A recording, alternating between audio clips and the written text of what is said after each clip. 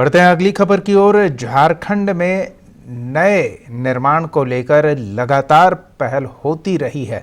पिछली सरकार ने भी नए निर्माण को लेकर कई प्रोजेक्ट को हरी झंडी दी थी और कई प्रोजेक्ट काम के रफ्तार पकड़ते नजर आ रहे थे, लेकिन अब सरकार बदल गई है तो काम करने की रफ्तार बदलेगी या नहीं बदलेगी ये तो दूसरी बात है। लेकिन पिछले सरकार ने जिन कामों को धरातल पर उतारने की कार्रवाई की थी उस पर रोक लगा दिया जा रहा है और इन्हीं में से एक ऐसा प्रोजेक्ट है नया सचिवालय का, जिस पर मौजूदा हेमंत सोरेन सरकार ने पिछले सरकार के कार्यकाल के दौरान जारी किए गए टेंडर को रद्द कर दिया है। देखिए ये रिपोर्ट।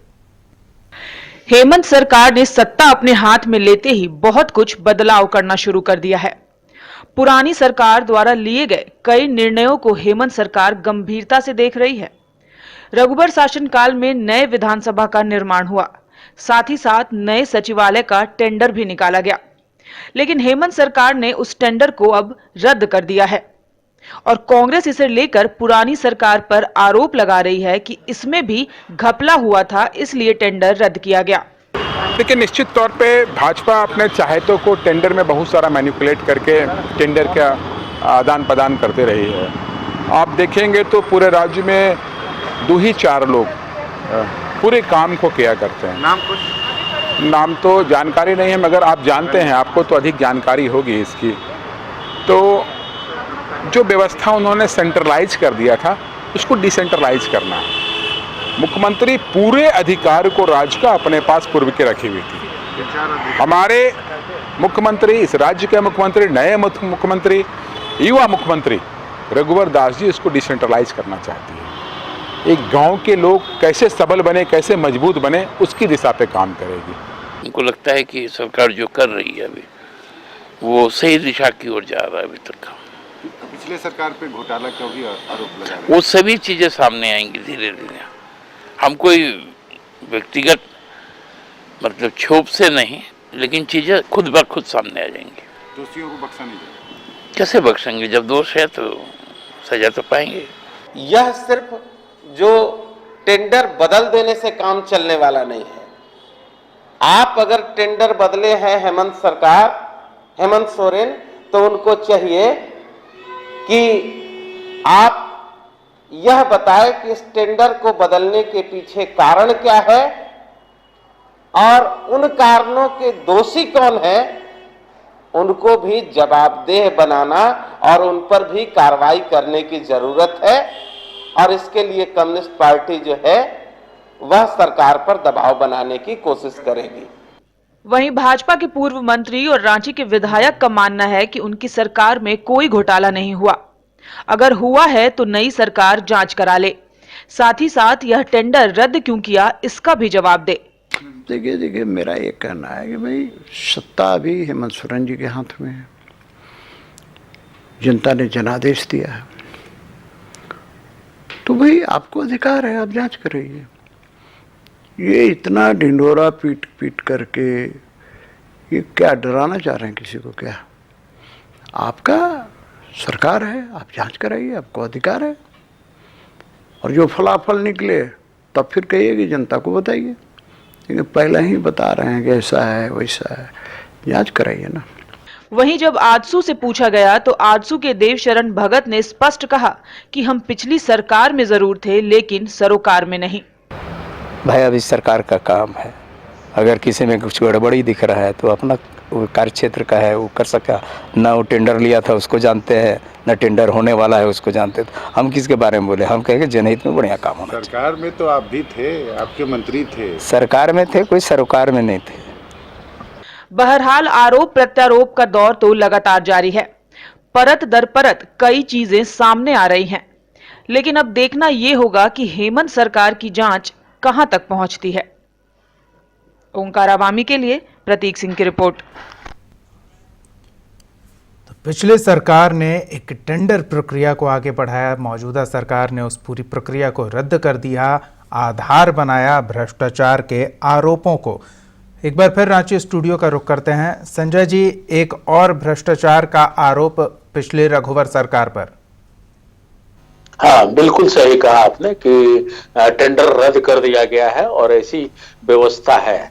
पिछले दिनों हम लोग इसी कुछ मिलते जुलते मुद्दे पर बात किए थे दीपक, जिसमें हम लोगों ने साफ शब्दों में कहा था, मैंने बताया था कि कोई भी सरकार, अगर नई सरकार पदभार ग्रहण करती है तो उसको श्वेत पत्र जारी करना चाहिए कि क्या काम हुए, किस मद में कितना हुआ और किन किन लोगों को, बड़े टेंडरों की बात हम बताएं तो बड़े टेंडर दिए गए, ये बड़े साफ शब्दों में होना चाहिए।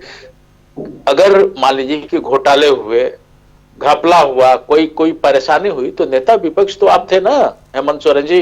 हेमंत सोरेन जी को नेता विपक्ष की हैसियत से इस बात का खुलासा उस वक्त करना चाहिए था।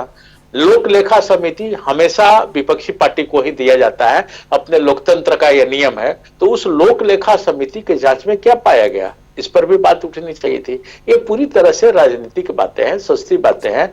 ये ऐसे हुआ तो वो वैसे हुआ, तो वो वैसे हुआ तो उसको ऐसे करने का है। ये सब चीजें मिला जुला करके इसका लब्बो लुभाव यही है कि ये काम होना चाहिए। फिर जांच होगा, जांच में काम लटक गया और काम जैसे ही इसको लोग डाल दिया, सफर कौन कर रहा है, वही जनता।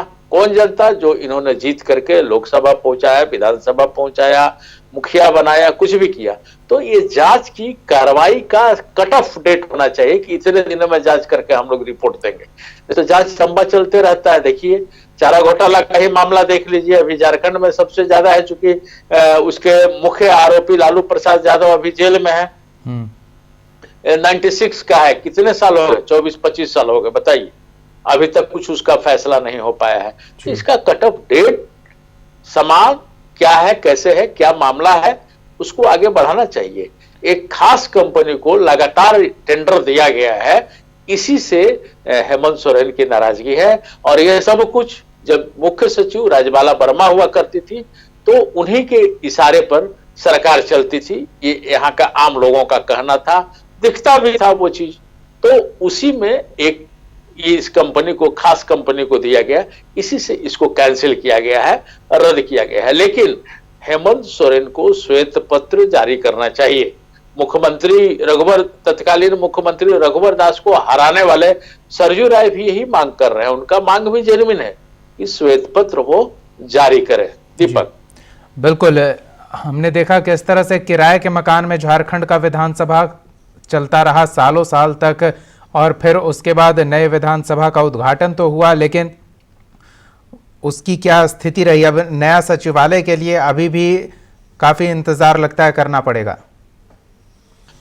बिल्कुल सही कहा आपने, इंतजार करना ही पड़ेगा, क्योंकि अब तो टेंडर रद्द हो गया, फिर एक प्रक्रिया चलेगी, फिर टेंडर में लोग आएंगे, फिर मोलभाव होगा, उसमें कौन नए बचाते, उठापटक होते, लगाव बना। उसी तरह से उठापटक ये विधानसभा भवन जो तैयार हुआ है जी, तत्कालीन विधानसभा अध्यक्ष शशांक शेखर भोक्ता हुआ करते थे, उनके जमाने में इसकी नींव पड़ी थी। लेकिन टेंडर कब हुआ? जब रघुवर सरकार आई, उसके बाद टेंडर हुआ। तो ये लंबी प्रक्रिया जो है, इससे विकास बाधित होता है, मन, जनता का मन खिन्न रहता है। और किराए में ही अभी चल रहा है, प्रोजेक्ट भवन में आका सेक्रेटेरिएट जो है वो किराए में चल रहा है जी। अगर किराए में से निकलकर अपना तो होना चाहिए। आखिर 19 साल पूरे हो गए, 20 में 20 का मतलब होता है जी।